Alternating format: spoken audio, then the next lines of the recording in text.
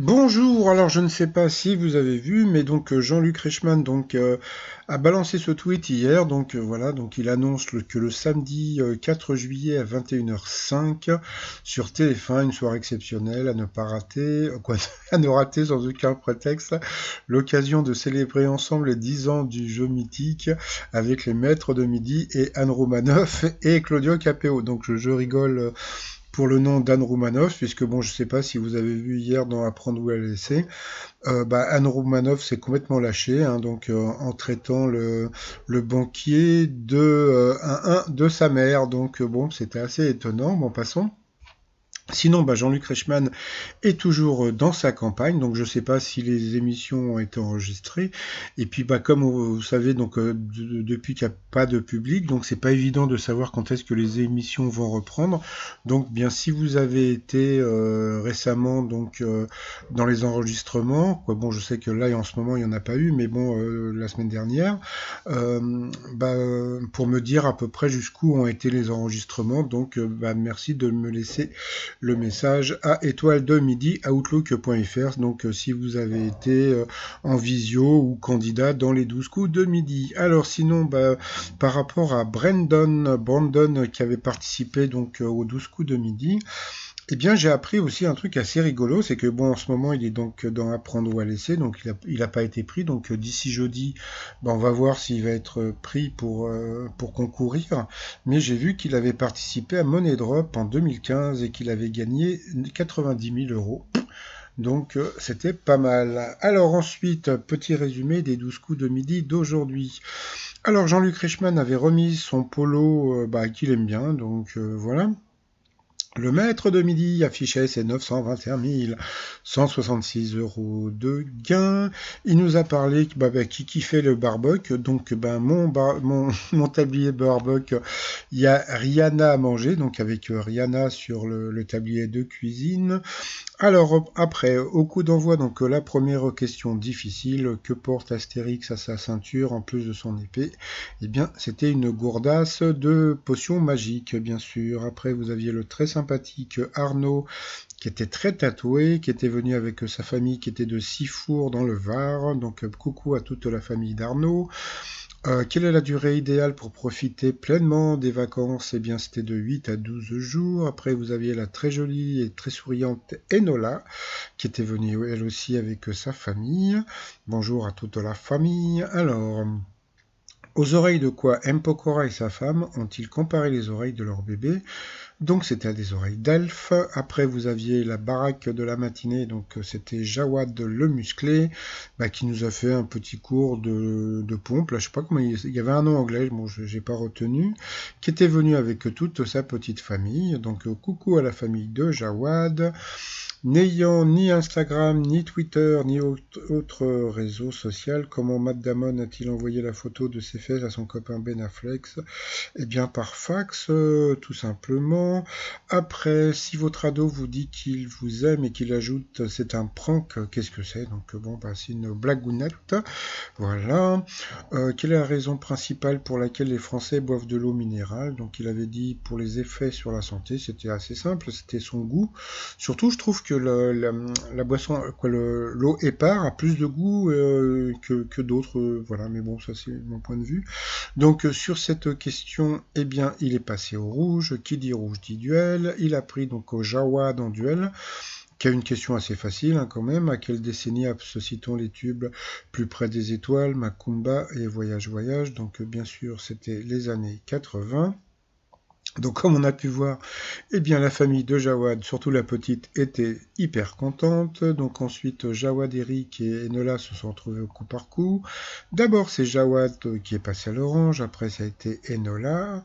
Et puis il y a eu cette question, par rapport aux pierres, ils ont dit que, mais je sais plus comment il s'appelait, était le roi du macaron.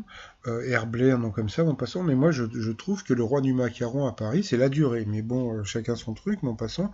Ah, et puis après, je disais que c'était Enola qui était passé à l'orange. Et puis après, c'est Rojawad qui est passé à l'orange, au rouge. Qui dit rouge dit duel. Je pensais qu'il allait prendre le maître de midi en duel. Donc, bah, tant pis pour lui, parce que je pense que s'il avait pris le maître de midi en duel, bah, il l'aurait éliminé. Mais bon, tant pis. Donc la question était super pas évidente. Qui chantait Rouge et Noir sur son album Alone? Eh bien, donc, bah, comme tout le monde, on aurait pu penser à John Mass.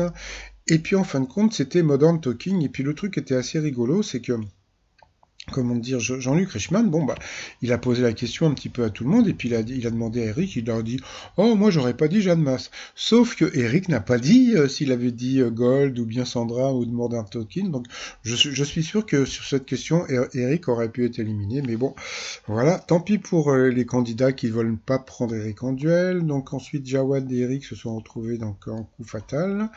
Bon bah voilà, donc après, bon bah voilà, comme on a pu voir, Eric a été le plus fort. Moi, ce que je pense par rapport à Eric, hein, je pense que Eric mérite vraiment d'être comment dire, le grand maître de midi pour pour les coups fataux, comme je dis, parce que franchement, en coup fatal, bon, à part une ou deux fois, il a jamais vraiment perdu les pédales. Donc, et puis bon, il s'est pas très souvent trompé. Donc, moi, par rapport à ça, je trouve que bon, il mérite d'être maître quoi, un grand maître de midi, juste pour ça. Voilà. Bon, après les questions de bébé qu'il a dans les duels et puis bon, par rapport au coup de maître, bon, ça c'est autre chose. Mais bon, voilà quoi. Donc, s'il avait des questions, comment dire, un petit peu plus difficiles dans les duels, il aurait eu beaucoup plus de respect. Mais bon, c'est pas de sa faute. Hein, c'est la production qui fait ça. Hein, donc voilà. Bon alors, par rapport au coup de maître, commençons par la première question. Qu'est-ce que les dentistes conseillent de faire au moins 2 fois par jour? Ah, eh bien de se laver les dents, c'était évident. De quel pays les pâtisseries appelées cornes de gazelle sont-elles originaires? Donc bien sûr du Maroc.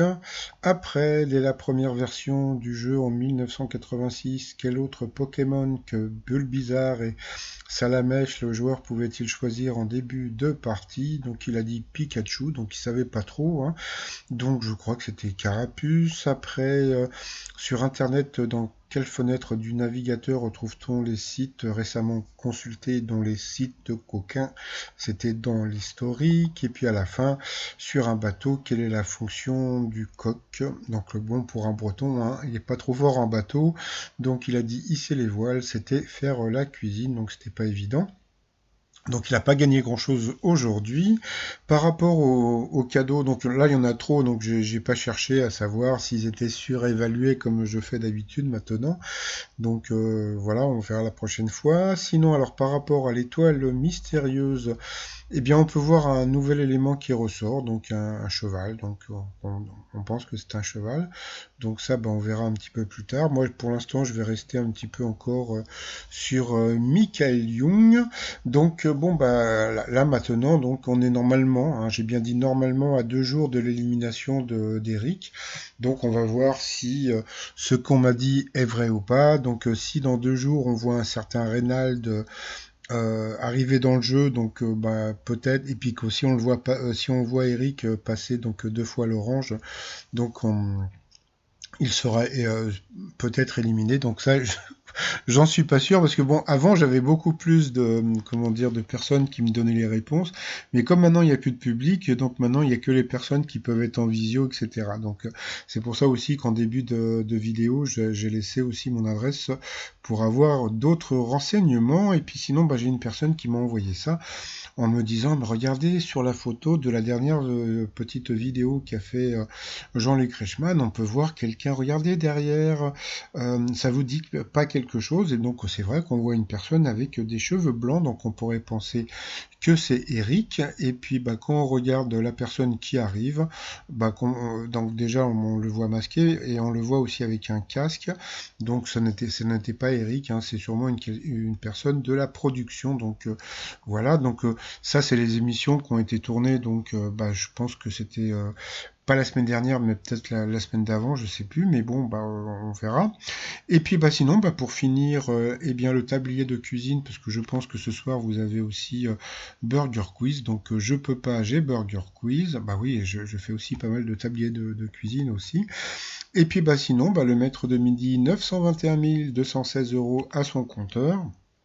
Donc, bah, si ça continue comme ça, il va pas rattraper le prisonnier en termes de coups de maître, mais bon, bah voilà. Donc, on verra dans 2 jours si, comment dire, si je me suis trompé ou pas.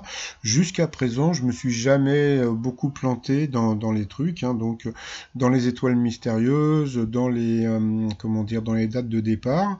Donc là, là avec l'histoire du Covid, ça va être, bah, on verra. Voilà. Et puis bah sinon, bah, je vous souhaite une très très bonne journée. Et puis bah je vous dis à demain. Portez-vous bien. Bye bye.